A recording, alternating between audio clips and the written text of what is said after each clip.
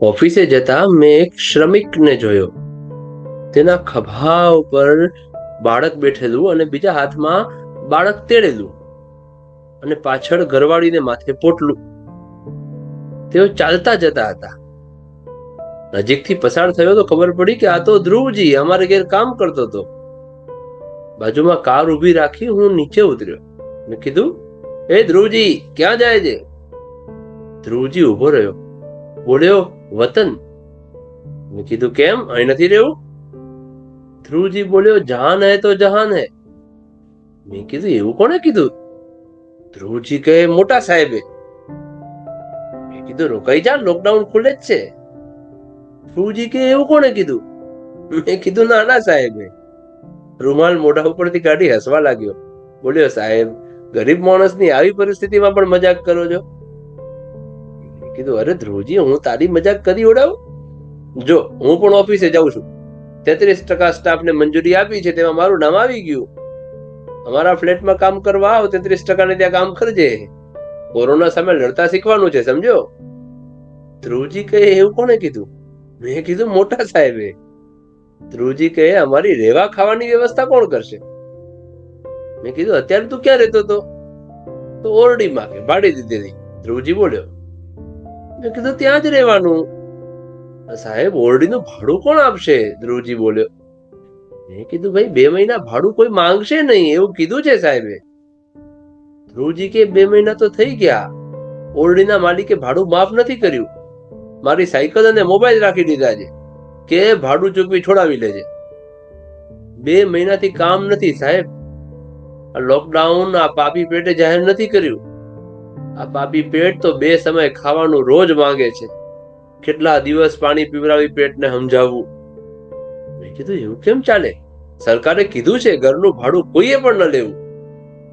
ધ્રુવજી બોલ્યો, સાહેબ, સરકાર ટ્રેન અને બસના ભાડા માફ નથી કરતી તો મકાન માલિકને આપણે કેવી રીતે એવું કહેવાય? ધ્રુવજી આંખમાં પાણી સાથે બોલ્યો, જવા દો સાહેબ, દેશ આમ જ ચાલશે.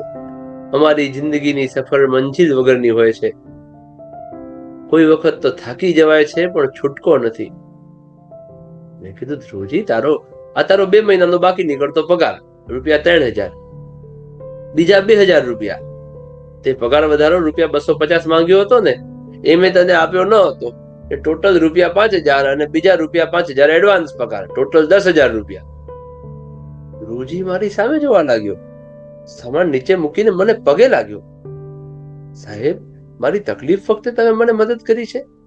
ભગવાન તમારી રક્ષા કરે, તમારું પાકીટ સદા ભરેલું રાખે, કહી મને અચાનક ભેટ્યો. સ્થિતિ એવી હતી કે અમે એકબીજા સોશિયલ ડિસ્ટન્સનું ભાન ભૂલી ગયા હતા. ધ્રુવજી હાથ જોડી બોલ્યો, સાહેબ, કોરોનાથી ધ્યાન રાખજો. મેં કીધું, તું પણ ધ્યાન રાખજે. પાછો આવ ત્યારે મળજે. તારી સાયકલ છોડાવવાની જવાબદારી મારી, અને ઓરડીનું એડવાન્સ ભાડું પણ આવ ત્યારે લઈ જજે. એના પરિવારના મોઢા ઉપર અચાનક ખુશી આવી ગઈ. એ પાછું વળી વળી મને આવજો કરતો રહ્યો અને હું તેને ભીની આંખે જોતો રહ્યો.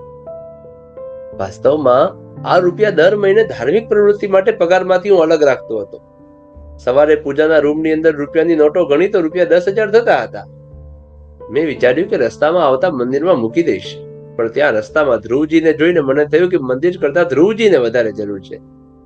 ભગવાન તો ભાવનો ભૂખ્યો છે, એને રૂપિયાની ક્યાં જરૂર છે? હું કારમાં બેઠો, ત્યાં જ મોબાઈલમાં મેસેજ આવ્યો, your account has been credited for salary rupees. મેં આકાશ તરફ નજર કરી કીધું કે લોકડાઉનને કારણે મેં પગારની અપેક્ષા કંપની પાસે રાખી નહોતી, પણ આ અચાનક તારી મહેરબાની. તું એક હાથે અપાવે છે તો બીજા હાથે આપી દે છે, એ ચોક્કસ છે. જય મુરલીધર. કેવી લાગી તમને આ વાર્તા? કોમેન્ટ સેક્શનમાં જણાવો. હા ને? અને હા, વિડીયોને લાઈક કરી ચેનલને સબસ્ક્રાઇબ કરવાનું ભૂલશો નહીં. ધન્યવાદ. જય શ્રી કૃષ્ણ.